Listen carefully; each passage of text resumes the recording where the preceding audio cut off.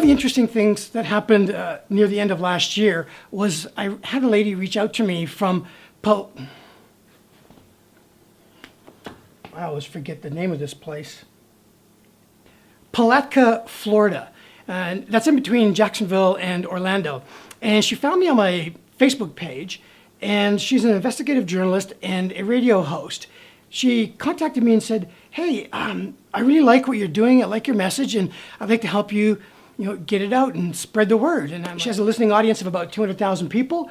And so I went on air with her last weekend. So enjoy this episode of Me on the Radio with Elaina Colasante.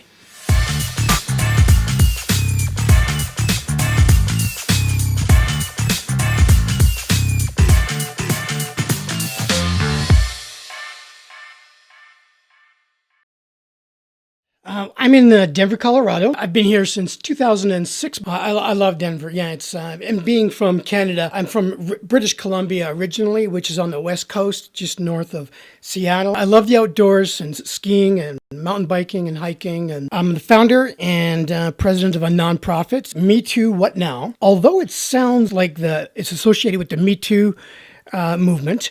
It's not. What does an individual do now, like today, in the moment, for their health and their healing and their recovery?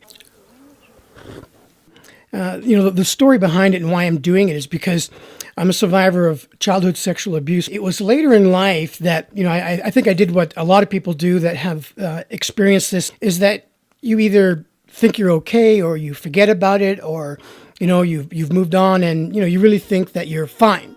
Until something happens later in life that can trigger you. It was in 2016.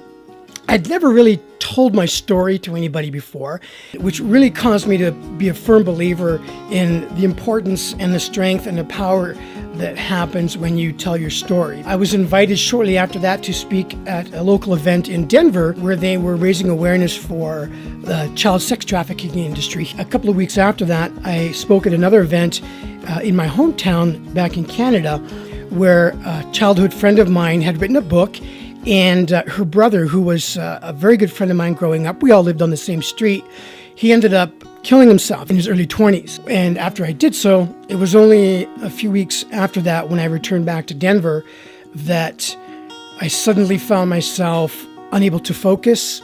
After 2 weeks, I had to call my boss, and I decided it was probably good to take some time off. And so that was in 2016. I thought, okay, I'm probably having a midlife crisis. I was divorced for about 8 years, and I've been working very hard. You're stressed out. You just need a break, and then dealing with all these things from the past.